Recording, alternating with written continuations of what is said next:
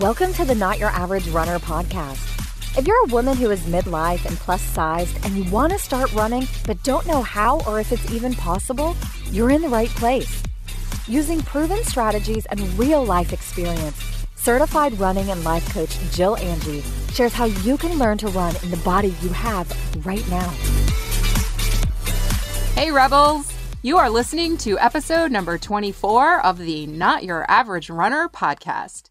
I'm your host, Jill Angie, and I have a huge treat for you today.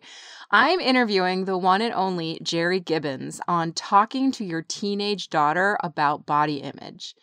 Now, for those of you who don't know Geri, she is a kick-ass life coach, and we actually trained at the same school. After 25 years as a corporate marketing executive, Geri left that career to become a strategy coach to help other smart, successful women achieve sustainable weight loss, career success, or better work-life balance. Now, she's also a life coach to an entire team of high school figure skaters, and she spends a lot of time coaching them on mindset, and that includes their thoughts about their bodies. Geri also has a teenage daughter herself, so she knows firsthand how to do it. All right, now before we get into the interview, I need to tell you that Geri is going to be teaching a private class on this very topic to my Run Your Best Life clients on June 24th. And I know that there's a lot of you that listen to this podcast that have teen daughters or preteen daughters, and you are concerned about what messaging those girls are getting either from the media or from their friends or even from you. Even subtle messaging if you're somebody who has thoughts about your body that you don't necessarily want to pass on to your daughters. So this class that Geri's teaching is going to help everybody in my Run Your Best Life community learn how to do that, even more than you're going to learn from this podcast.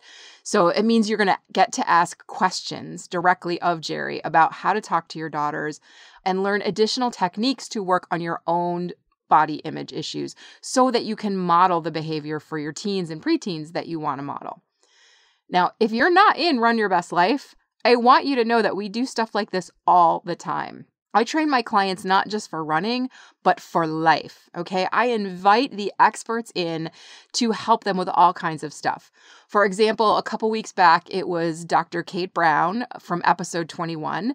And she gave a private class to the group on body positivity and how it relates to running and how you can feel like you fit into the running world and just kind of like be really proud of yourself. So that's a class that we recently did. I just taught a special class myself on how to coach yourself through pre-race freakouts. And next month, I've got somebody coming in to teach everyone in the group about stretching and really caring for your body as a runner.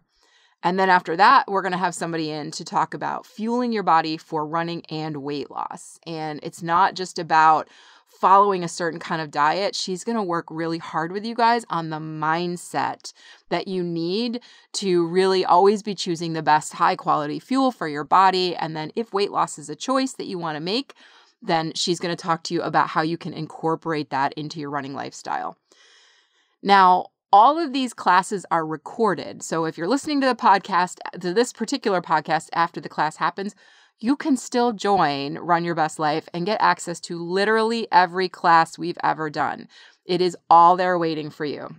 So this is all in addition to the weekly live coaching calls that we do. And of course, there's lots of other goodies for you in the group. There's a Facebook group where everybody connects. It's just basically Run Your Best Life is a group of awesome women just like you. We have fun. We get real. We run. We talk about running all the time. We talk about a lot of other stuff. We make shit happen. And you can join that tribe at www.runyourbestlife.com. Okay, that's runyourbestlife.com. Just do it. You will not regret it. Okay, that being said, I am super excited to present this interview with Geri Gibbons. Well, hey there, not your average runners, rebellious runners. I am super excited to introduce you to my friend and colleague, Geri Gibbons, this week. She's a life coach and she's super amazing. And we're going to talk all about body image and teenage and preteen girls today. So welcome, Geri. I'm so happy to have you here. I'm so happy to be here. Thank you for having me. This is going to be fun. There will be a lot of cursing too. So if you're listening to this in your car and your kiddos are in the back, you may want to save this episode for a different day.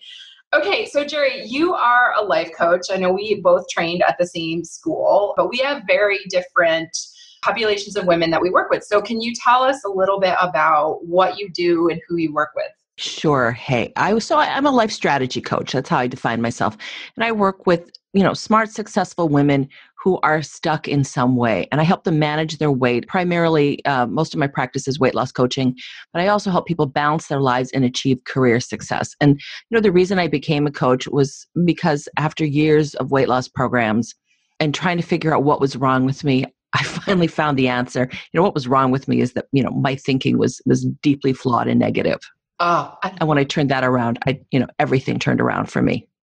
Isn't that amazing how much we think all of the circumstances of our lives need to change? We need to change our weight so we can be happy, or we need to have a bigger house so we can be happy, or we need to run a faster half marathon so we can be happy. And really we can just be happy and also changing our thoughts and do all those other things. Oh my gosh, you're talking to a woman who moved continents to be happy. I moved from London to Miami, sight unseen, and then was miserable. I'm like, oh crap, I took myself with me. So yes.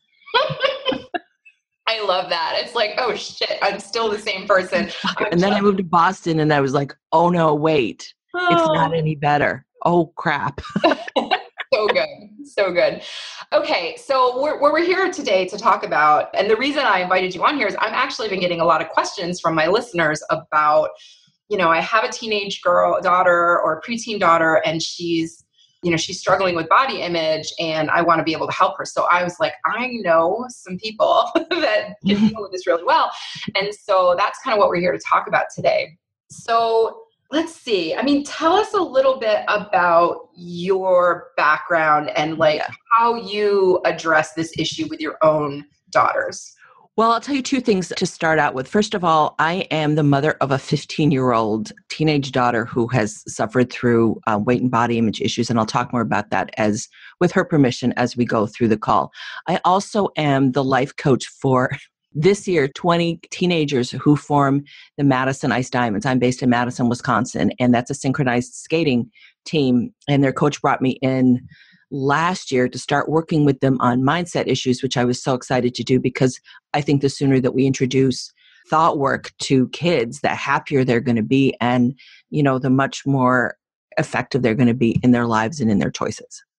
I love that. So you basically teaching them how to kind of adjust their thinking when they're still at an age where their thinking hasn't been cemented. Exactly. When they're just, and when they're just starting to, one of my favorite things to teach them is there is no bad day. And they all look at me they kind of put their heads to one side and Mama Gibbons, what do you mean? The day is just the day. Bad is what you make it. And they literally, but over time they have evolved to understand that they can change their thinking. The ones that I had certainly last year. And they have evolved to understand that what other people say about them isn't necessarily, just because somebody says it doesn't mean it's true.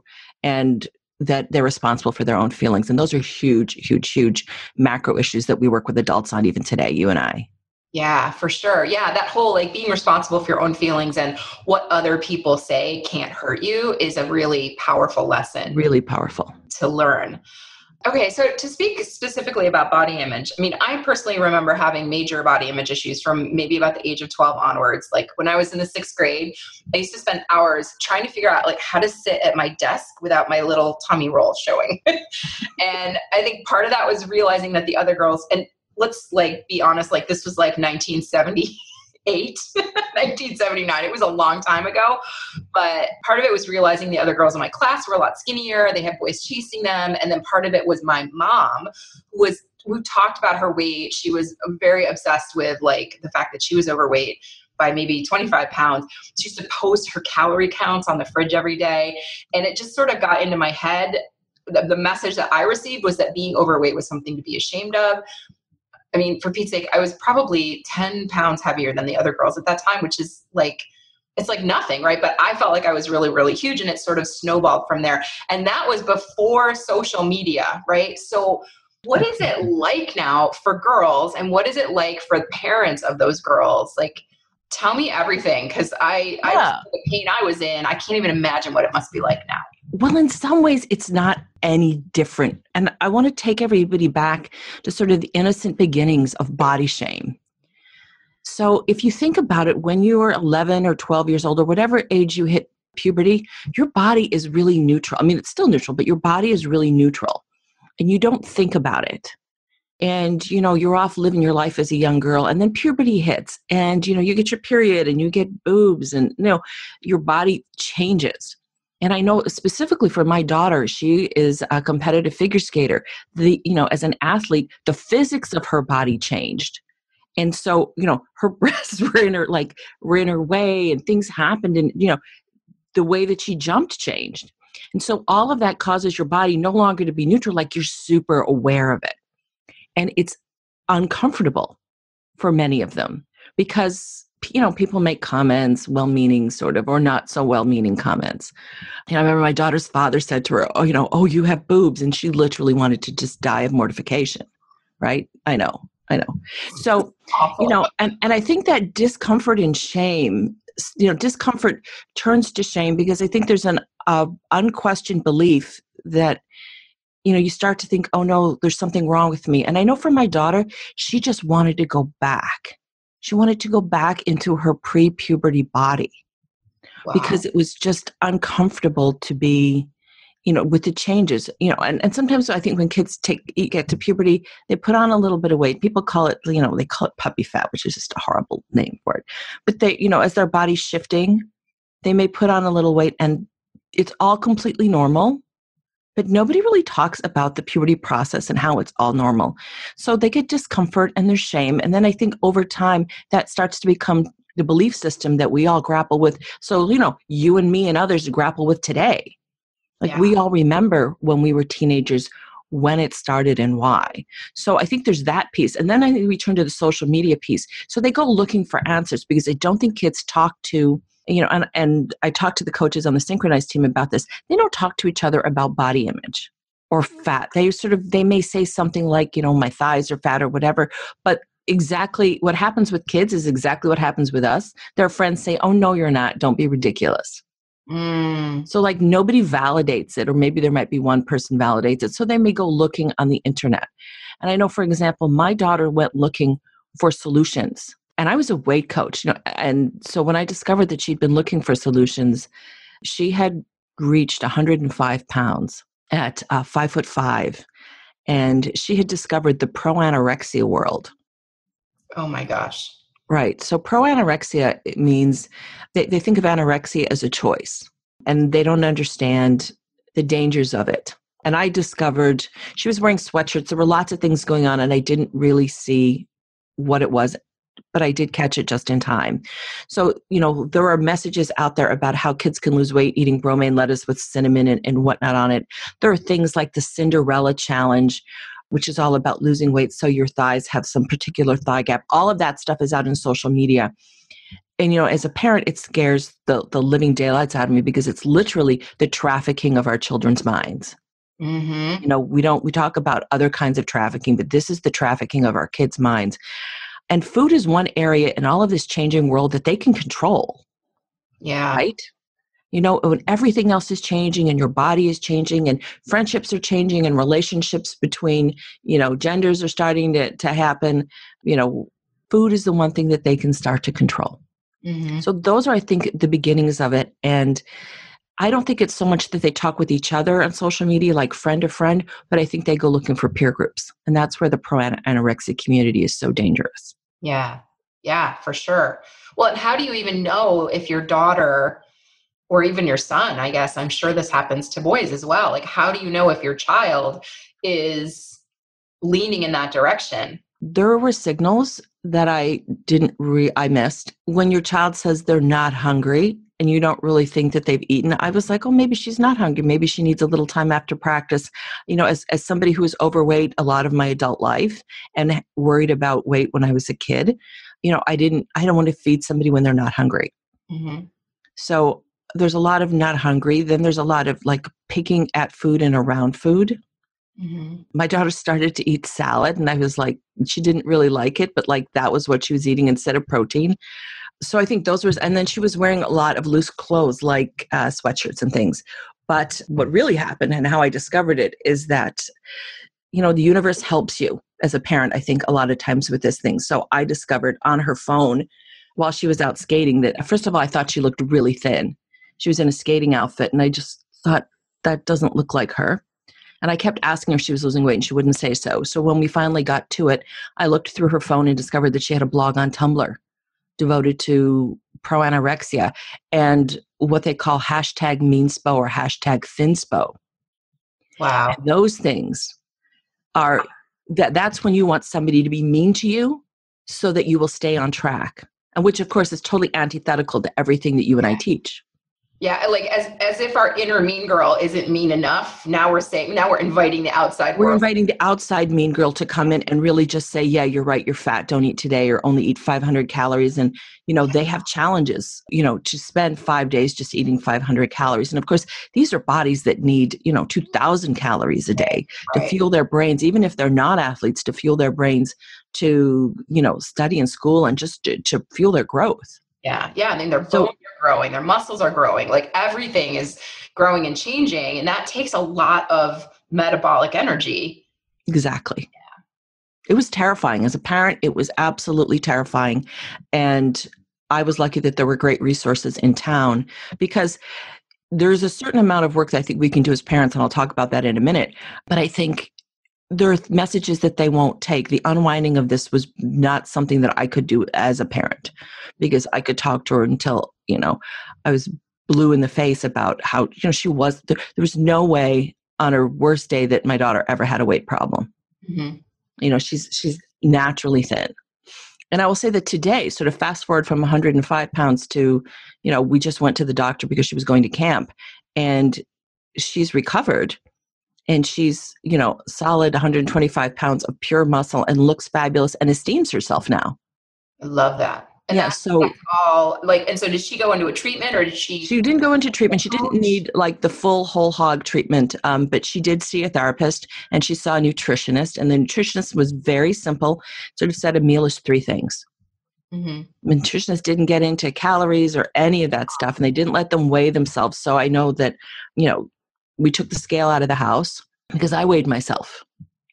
Right. So there were changes that we made, and eventually she looked at her thinking. Yeah. They took her through that's it. where it's all coming from. That's where it's all coming from.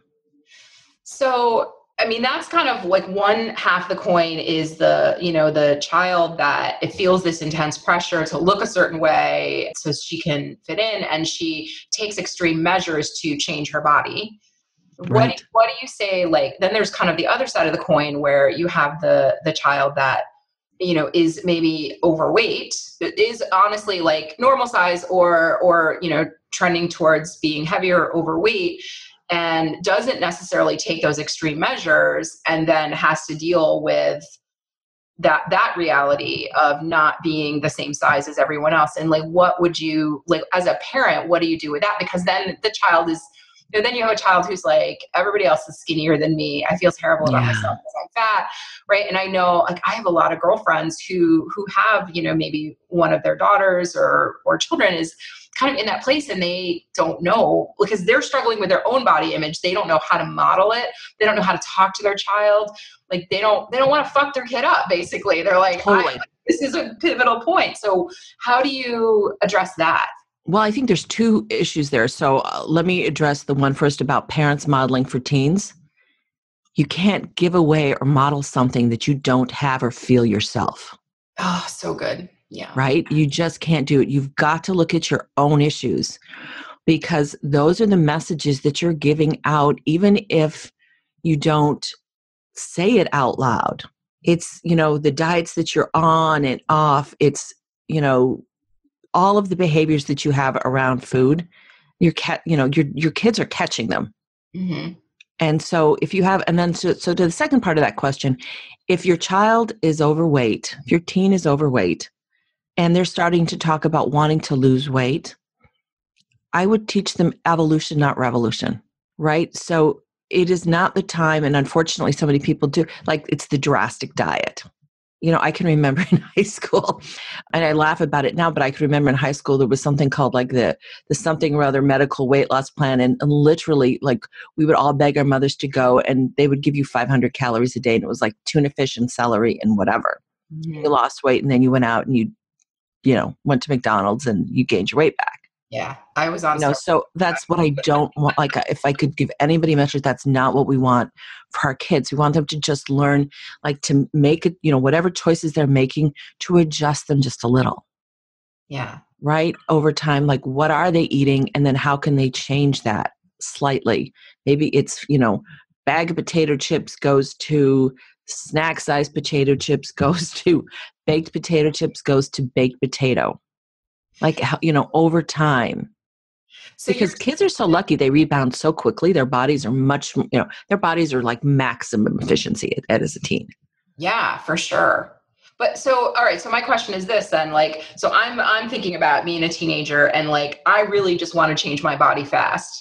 Right. And so I know like, yeah, it's all good to eat a little bit less or whatever. But what about like the teenager that like she's still living in that body for a while it's getting smaller, right? So I think that's one thing. So you've got the teen that's, she's on board with evolution instead of revolution. She's like, okay, fine. But now I still have to deal with, my own thoughts about my body until it shrinks. Or what do you do with a teen who's like, doesn't necessarily want to lose weight, right? Like, do you always guide your teen to lose weight if she's overweight? Or do you say like, hey, you don't have to lose weight? Because that's what I teach to all of my clients who are, mostly plus size. I'm like, your weight loss is a choice. You can right. choose it or not choose it. Like, there's no right or wrong answer.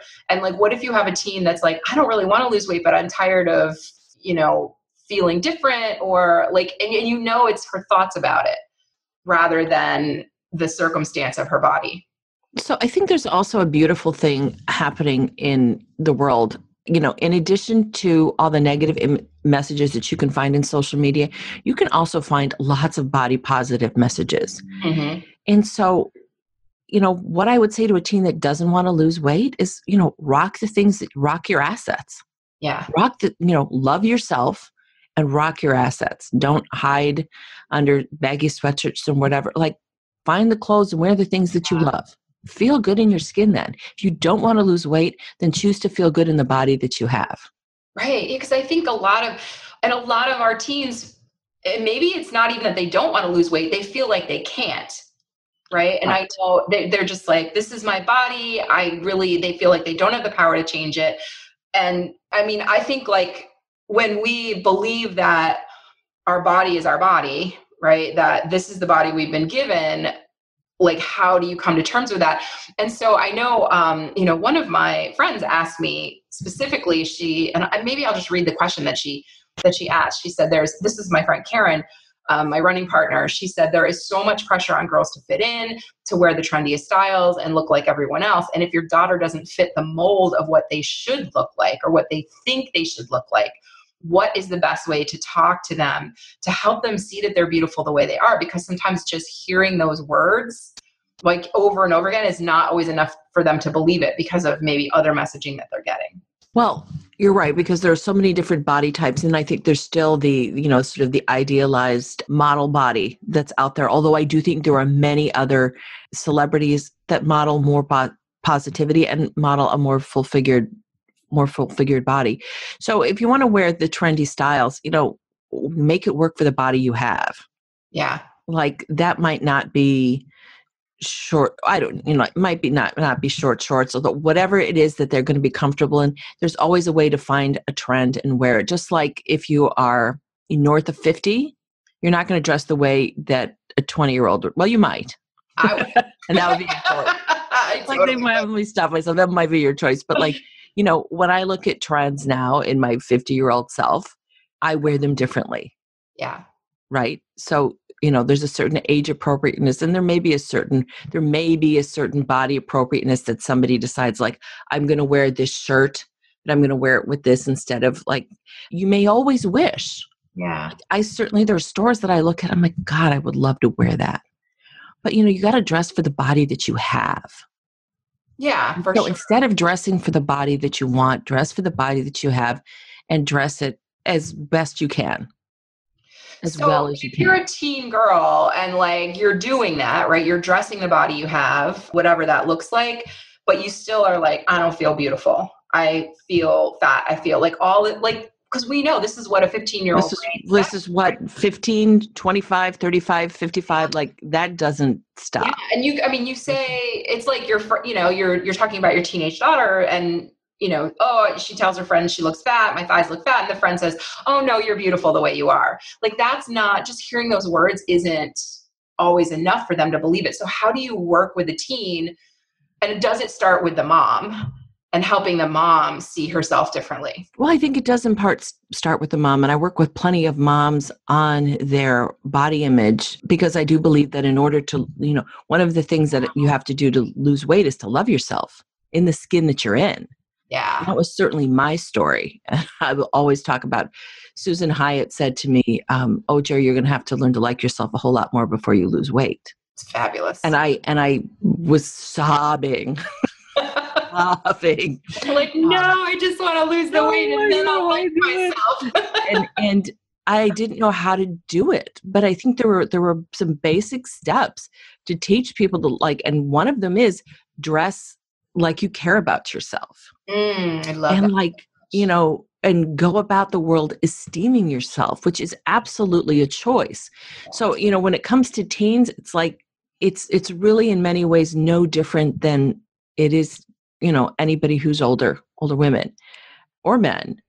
It's really teaching them that, it's a choice. Yeah. Like, loving your body is a choice. Yeah. And beating up your body there's no mileage in it, because you can't change from a negative place. You and I both know that. Yeah. Like, self-hatred, self-flagellation, self-beating never helped anybody lose weight. Yeah. Because all you are doing is you're pushing against yourself. Yeah, for sure. Right? And so that's what I say to teens when we don't have a ton of talk about this when I'm coaching the synchro team, because we are mostly talking about their overall negativity and, the way that they let others, affect their mood and things like that. But I do teach them and they're all different body types, right? It's a team of 20. Yeah. So there are plus size bodies, and they're a team of 20, and they range in age from like 18 to 11. Yeah. So there are all different kinds of body types at all different stages of evolution, and they all go out in skating dresses, which are form-fitting. Yeah. And they have to learn to love the skin that they're in order to change it. And what are the ways that you could love the skin you're in? And if you don't love everything or anything, you got to start small. So, I've worked with a client where the only thing that she liked about herself was her nails. She loved her fingernails. You start where you are. Yeah. And then work with them. Like, is it possible that you could learn to like your body? This is a body that carries you as a runner, as an athlete. What does it do for you? I love that. I think there's some really positive messages that can be in there. But again, I think that parents need to be doing this work themselves. Yeah. You find a group of moms together at like my condo pool, and, they'll be talking about keto and this, but P.S. drinking wine. Right? It's nothing like a little keto in the morning and wine in the afternoon, right? Because that works. But, people talk about whatever the latest craze and the latest fad is. And, I've seen everything from, low carb, low fat, keto, and so many of my clients come to me with a mishmash of all of that stuff. And, I just ask them to back it up and eat real food and evolve it. Yeah. And meet themselves where they are, because they all have diet fatigue, and we don't want our kids to have that. If there's anything that I wanted, and when when I discovered that my daughter had was on her way to being fully anorexic, So she just had an eating, she quote unquote just had an eating disorder. She wasn't fully anorexic, but I think I cried for a week. And a lot of those tears were around, oh my God, did she get this from me? Yeah. Did she get it from me? So, and I was doing my own work, but there were many years that I wasn't doing my work before that. So, did she catch it? I mean, and I've let myself off the hook slightly because I realized that it wasn't just coming from me. She had an overweight mother, but she also had a body that changed, and that was stopping her progressing in her sport. So she got up in her head about that. Right. So there were things, do your own work, people. Yeah, for sure. And it's never really about the size of our bodies. It's all about what we believe if we have a body that's a certain size that we will feel. Completely. And so I have two snippets of stories. The first time that I ran a 5K, I want to say 230 pounds. And I trained for it. And my body carried me the whole way. And I felt like it didn't matter what weight I was. Like I was just a badass who completed a 5K. And then what else could I do? And then I went and realized I could ski again. So just because I was heavier than I had ever been at that point, I had convinced myself that there were things I couldn't do, but really there wasn't much I couldn't do. I could do planks. I could, there were lots of things that I could do. So all of that made me feel so much joy. Yeah. And that joy carried into the way I held myself, the way I was out in the world, because, I was happy. Yeah. And I started to lose weight because of that. And, and I think that's the same story of, learning to love myself at my highest weight, which was, 250 pounds. So I didn't believe it was possible. And I cried all through Susan Heights coaching. And then I took myself on adventures. I started doing the things that I had not allowed myself to do because I thought I needed to lose weight to do them. Right. So don't wait. Yeah. Don't wait to do that. Walk or run. I actually heard an amazing story just last week of a 400-pound woman who started doing 5Ks. She started them by walking first to the trash can outside her house, and then a little bit further, and then a little bit further. My message to her was, that's the model you need to take to losing weight. Yeah. Evolve it a little bit and a little bit and a little bit. And that's what we want to talk to our teens about. I know that they want results right away, but teens will get results faster than adults. Yeah. Like little changes will have big impact on them, and movement is really easy for them at that age. Yeah. So if you're an overweight teen and you even were to start to move your body, the results will be there. Yeah. So now what if you're a mom though, and you're like, I don't want to lead my teen to lose weight, right? Because I think that's one thing that, again, I don't have kids of my own, but I know when I grew up, my mom was always pushing you need to lose weight. You need to lose weight. Mine too. How's your weight, Geri? My mother used to say to me. Exactly. How's your weight? And I'm like, it's gone on holiday. Right. But so here's my weight was like this person. Like one of the things that I teach to my runners is that, you don't have to lose weight to be a runner. You don't ever have to lose weight. That's not a requirement in this life to be correct. I want you to love your body the way it is now. Right. And then if you decide to lose weight, awesome. If you decide not to, awesome. And how do you get that message across to kids? How do you teach them, you don't have to lose weight to be happy with yourself. You can just. One of the things to do is to ask the kids, what do you think that losing weight would do for you? I think it's that conversation. When you're a lot of people say, I want to lose 30 pounds. And the question is, they come to me and they say, I want to lose 30 pounds. I'm like, why? What is it that you want in your life? Oh, such a great that question. It's such a great, like the 30 pounds is going to do for you, because it's not really 30 pounds. It's the life they think they're going to have when they lose 30 pounds or 50 pounds or 100 pounds. And so many people can have that life now. Yeah. My client, How do you Christine. help them do that? Pardon? How do you help them do that? Have that life now without they start doing those things. So, be more social or date. And one of my clients came to me and she'd lost 100 pounds. She was stuck. And she said, I keep wanting to lose weight because I want to date. And she started to date at the weight that she was, because she was so afraid. And this is part of this unravel. I think a lot of times we use our weight as an excuse, fear. Mm-hmm. Like, and it's sort of this odd conundrum. So she was afraid to date. And so making it like I'll date when I'm thinner Mm-hmm. stopped her from dating. Yeah. Because what she wasn't, it was she, and so she's kind of own goal to herself. Like it's much easier to believe that you're not having the life you want instead of because you are trying something that matters maybe even more, like looking for love or trying to achieve a particular goal. It's really easy to make it about your weight because you think that that's something you can control. Or somebody, if whether somebody loves you or not, or whether you get the promotion or whatever that is that you feel are like outside your control. Yeah. So weight is real. It's a real issue, but I think people also use it as a stop for the life that they really want to be living. Yeah. So I'm like, go and do it. And it's terrifying for a lot of them. Like it's this huge fear, and you know that the brain, you know, your lower brain is saying you're going to die if you date. Like, and I've dated, you know, dating as a plus size was like a mind mess for me. But I just think that's, you know, that's part of what we work through. Yeah.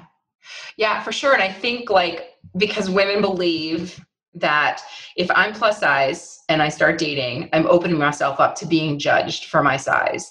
But we've already judged ourselves. Like it really doesn't matter because like we've already like gotten the jury together. We've already passed the sentence. Yeah. And we're already serving like the hard time.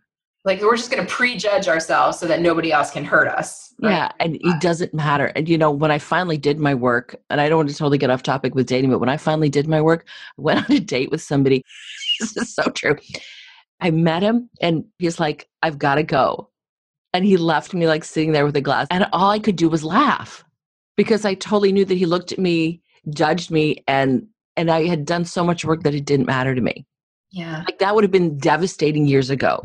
Yeah, for sure. You know, so the message for our daughters is around all of this stuff, right? It's in many ways no different. It's go out and do the things that you want, sports that you want, and, you know, have the friendships you want and try the styles on that you like and see how they feel on you. And if it's a good fit for you, and if it doesn't feel good in your body, if you're wearing the shorts and you love them, then wear them. I see it oftentimes, I want to say in like Latin communities, those women have they rock such body image. I think, and I think one thing we're taught, at least, you know, at our age, and I've read all the articles that like, oh, how to dress for your shape, how to cover up your problem areas. And like what I've realized as I turned 50 and like, I'm so fucking done with all that stuff. Like, oh my I'm God, not all about like dressing to make myself look thinner. I'm about dressing myself in clothes that I think are beautiful, that make me happy. I love. Right? Yes. And that's a message that I think is lost on teen girls, maybe because they think that they get the messaging from their mom, from social media or whatever, that Correct. They have to look and be as thin as possible to fit in. And so, you know, we teach them like, oh, every time I see a Cosmo that's like, dress for your problem areas, and I'm like, fuck you, Cosmo. Like none of my areas. Cosmo, glamour, all of it. Like dress for your problem areas. But you know, on the other side of it, there's some hope. Like there's some hope. There are plus size bikinis out there. I have one. Yeah. Okay. Like there weren't and they weren't for years. So that's an amazing thing. I think, and in high schools today, what I observe is there's, you know, along with gender acceptance, regardless of your sexuality, you know, I think kids are much more accepting of everybody. Yeah. They just are of everybody else. They just struggle with accepting themselves. But the overall environment is, I think, more positive. Yeah, agree. You know, I know that in social media, you can always look for the dark. And, you know, that's a conversation I had with my daughter was like, why do you want to look for the dark? Like, why do you want to choose to hate your body? Oh, it's a great question. You know, why are you choosing that? And is it really, like the other question that I think is great for teens, is it really true question? Mm-hmm. You know, like, is it really true? So there's always I think about when we were growing up in high school, there was always someone who would say, I'm so fat. And I would just look at them and be like, sister, like, I want to be fat like you're not. You know, like, and, you know, so really look at why you're saying that and why, you know, and is it really true?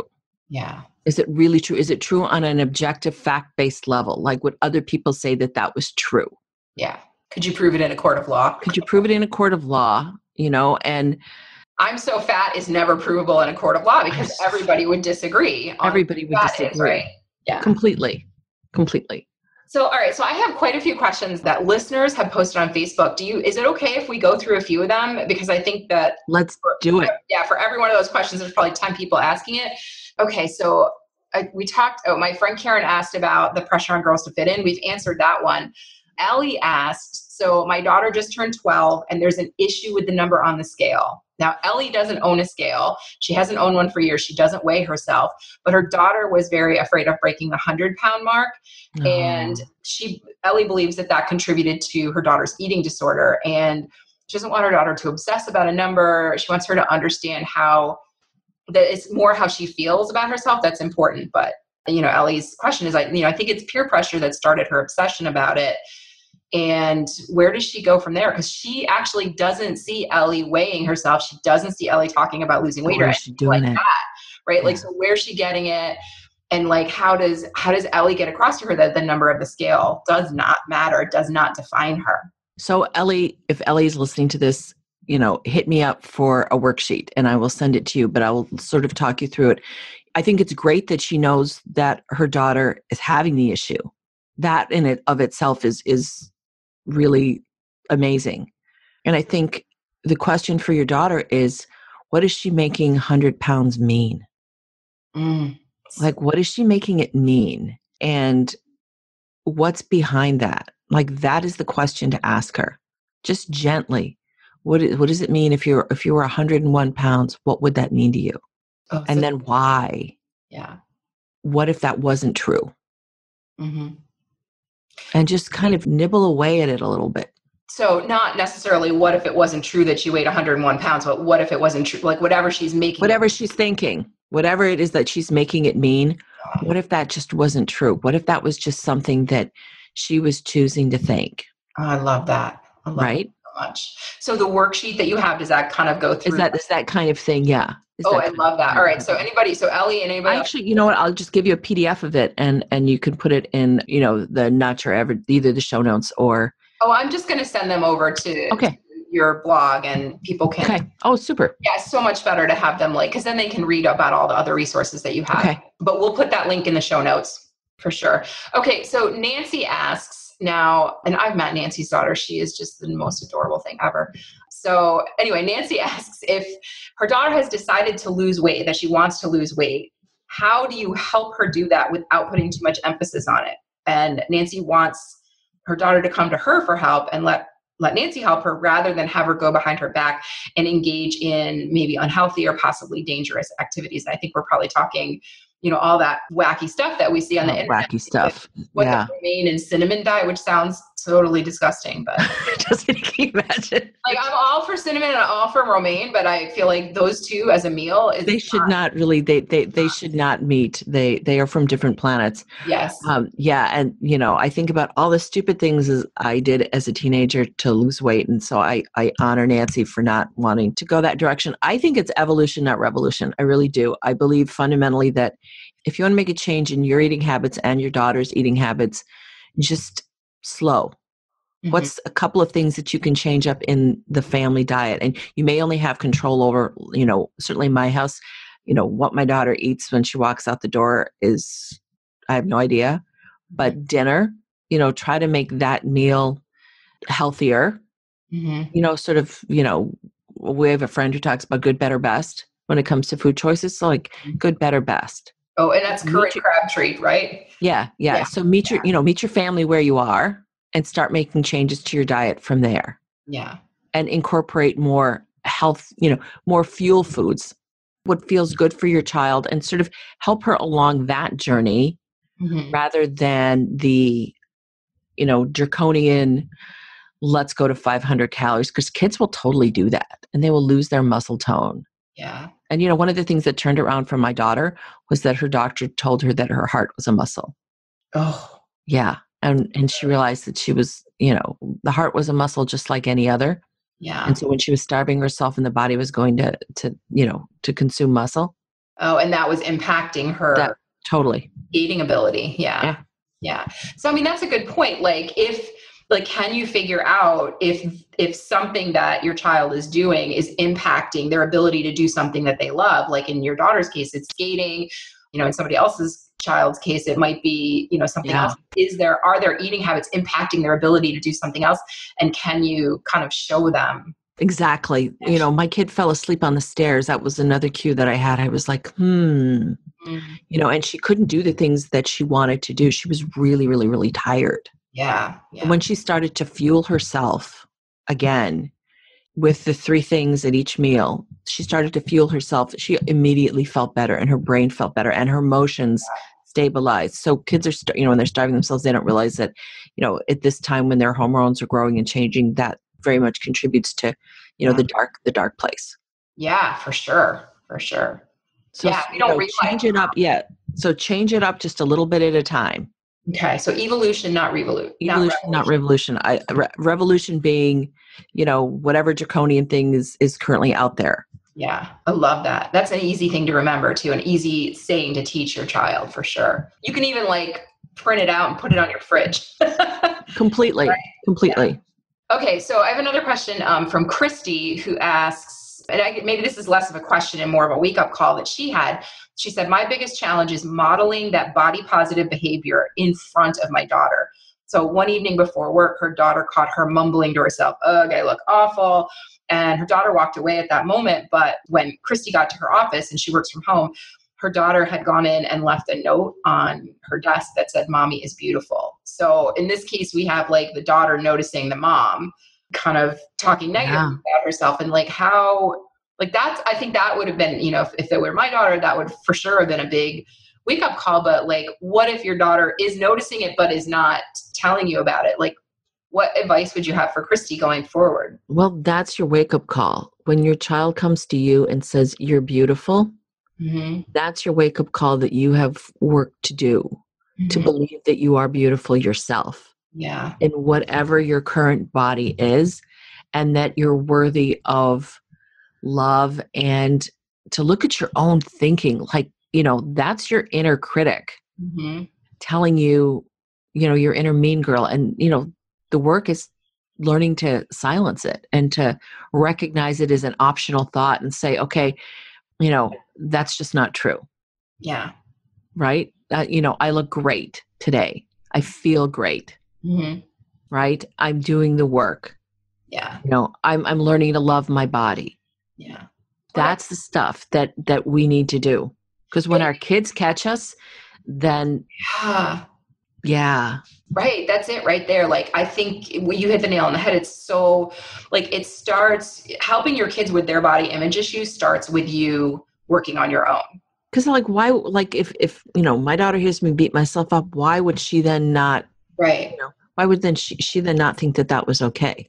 Right. We are still, despite social media, we are still the major role model for our kids. Even if they don't know it, we have much more influence on their behavior than I think people realize. That's good to know, for sure. Okay, I have another question from Nikki, who says, what do you say when your child believes they are overweight, but you know that they are actually a perfectly healthy weight for their age? And I bet that happens. That comes back to that question, why are you choosing to believe that?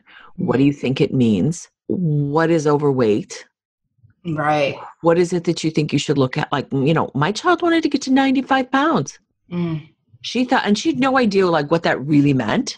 Right. She just thought that looked like a really good number, under 100 pounds. Right. It's that 100-pound mark. I think for teenagers, the 100-pound mark, and for adults, it's the 200-pound mark. Yeah.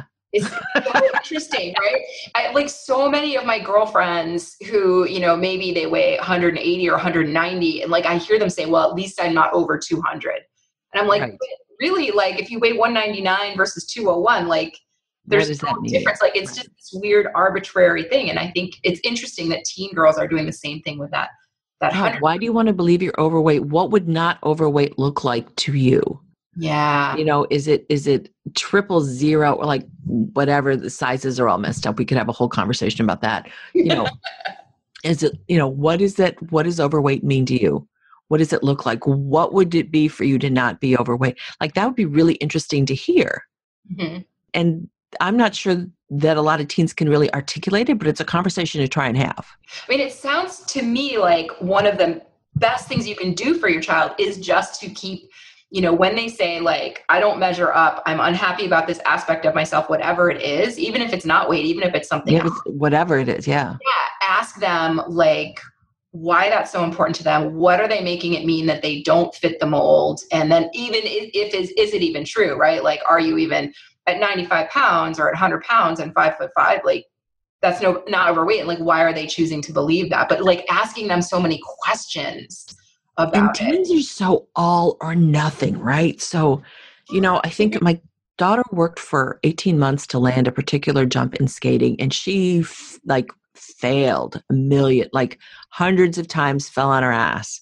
Mm-hmm. And I was really happy about that because I use it as a teaching tool all the time. Teenagers forget like that, we learn from failure. We know because, we wouldn't have iPhones today if Steve Jobs hadn't decided to sort of to fail fast along the way and learn from every failure. Yeah. And so when I talk to clients, I'm like, what did you learn from your last 5 weight loss attempts? What did you do? How did you show up? So if your teen wants to get somewhere with losing weight and they're not, like, ask them to really look at it. It's not all or nothing. Like, what are you learning along the way? And what are you willing to practice and not be good at until you get good at it? Yeah. So good. Yeah. Good for everything. Okay, I have one final question before we wrap up today, and this is from Sarah.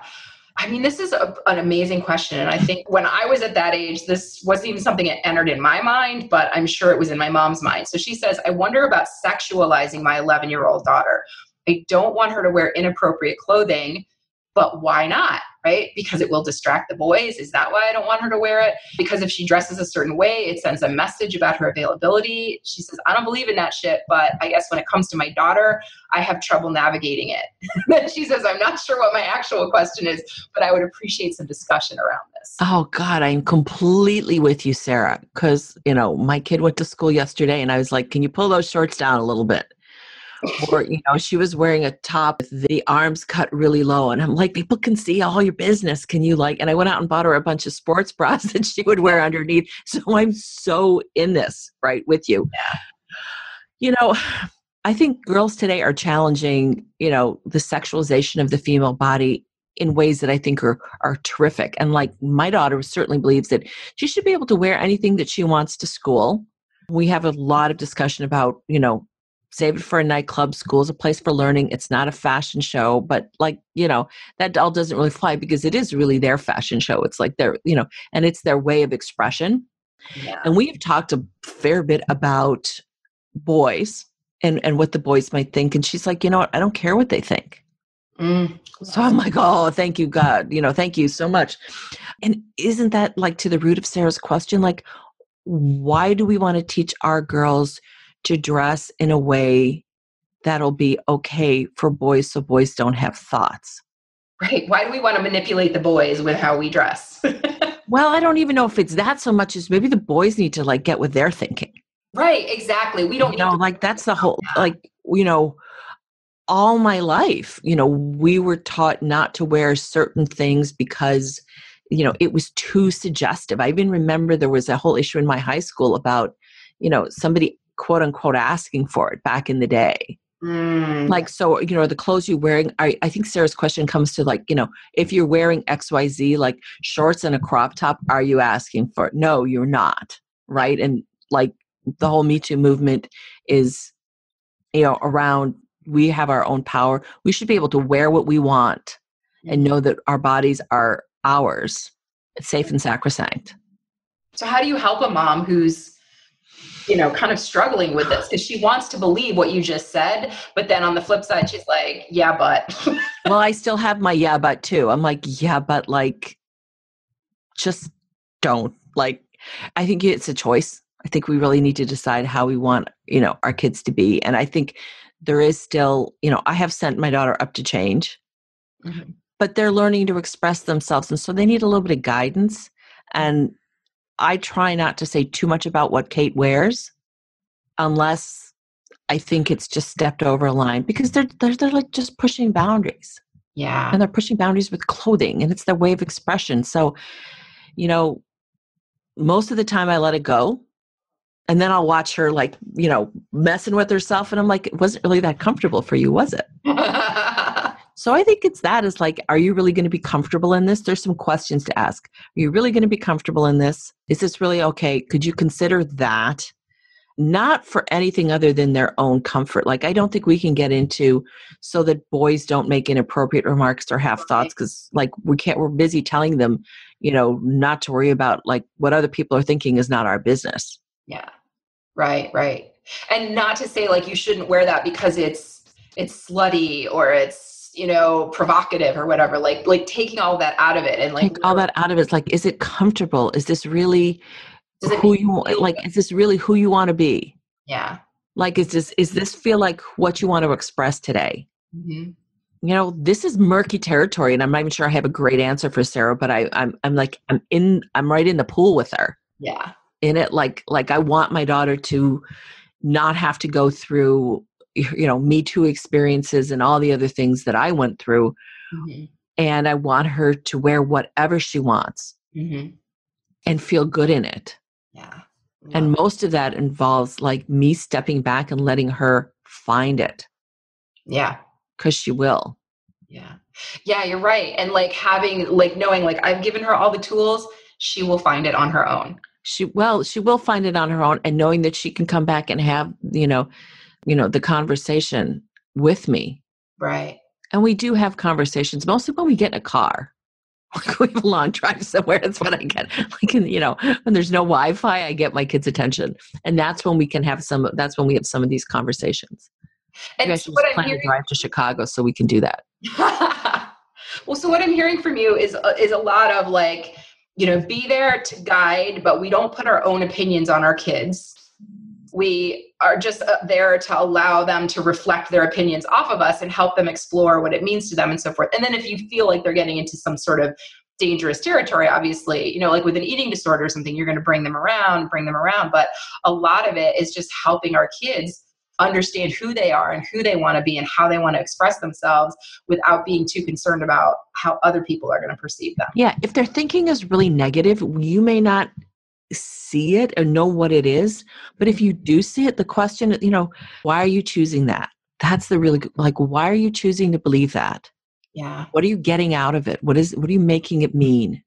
Yeah. So good. Those are like the big questions, like to have a conversation without judgment and with love. Yeah. And just, what if you didn't believe that?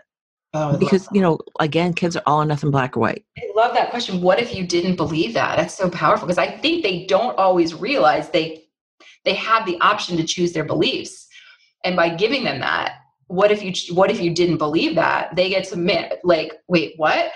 That's not a fact. That's just my opinion. It's so powerful. It's so powerful. So, today my daughter, who met with the doctor, said that she no longer has body image issues. And I can sort of tell by the things she's wearing and the way she carries herself that she esteems herself a lot more. She knows she has a strong body that's carrying her to do the things she wants to do. She is still working on, eating better. Her nutrition's kind of like teenagey.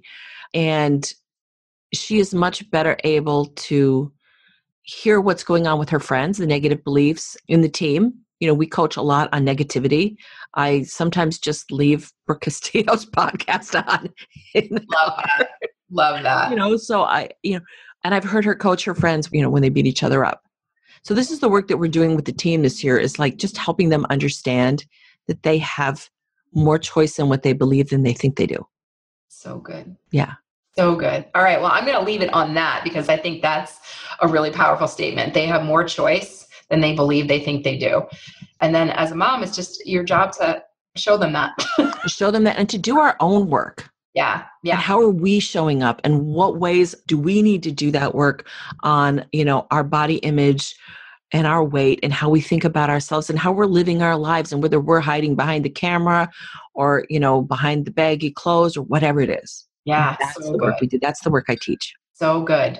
All right. So we're going to provide a link to the worksheet for how to talk to your daughter about, that the scale kind of thing. The scale. And I know you've probably got some other tools that would be super helpful for the folks that are listening to this. So What is your website? Like, how can people get in touch with you? Okay, so my website is gerigibbons.com, GeriGibbons. And you can subscribe there to my list and get 5 mindset secrets for permanent weight loss, which cover a lot of the things that we've talked about here. And when you subscribe, you get my Motivation Monday coaching tips. Awesome. Right. You can also find me on Facebook at Coach Geri Gibbons. And like, let's, continue to have this conversation because I think it's really important. Yeah, for sure. How we talk to our kids is a reflection, let's not make it a reflection of how we talk to ourselves.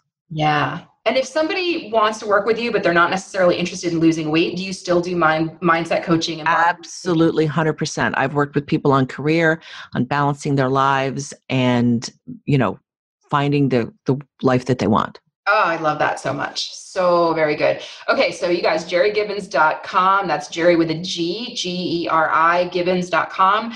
And I'm going to have links to everything in the show notes. I'm also going to have a link to the talking to your daughter about the scale as well. And yeah, and also I'll have links to all of Geri's Facebook and Instagram and all that good stuff. Are you on Instagram? I didn't even ask. I am on Instagram. Okay. Of course. Instagram. Geri C. Gibbons on Instagram. Geri C. Gibbons on Instagram. Actually, I am going to follow you today because I did not realize you had an Instagram and I can't believe I've been missing out on all of this goodness. So. All right. So that's a wrap for today. Is there anything else that you want to share with our folks? Any last words of wisdom? Oh, I could give you guys tons of my wisdom, but come and let's get to know each other a little bit more.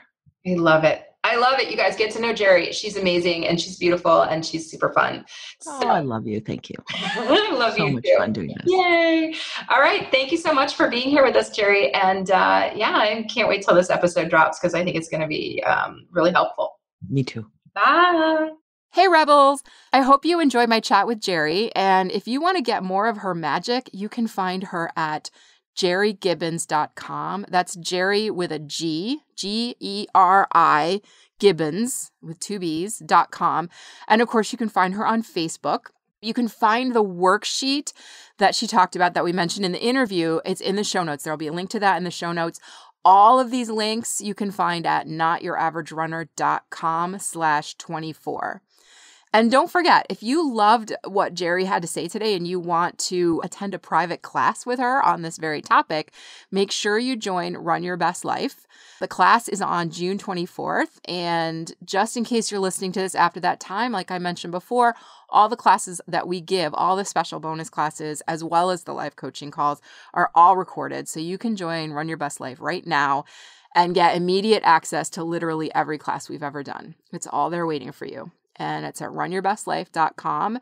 But I want you to make sure you check out the show notes and go check out all of Geri's stuff because she is an amazing coach. She knows her shit. And I know that she's got something just for you. I'll talk to you next week. Bye. Thanks for listening to this episode of the Not Your Average Runner podcast. If you liked what you heard and want more, head over to www.notyouraverage.runner.com to download your free 1-week jumpstart plan and get started running today.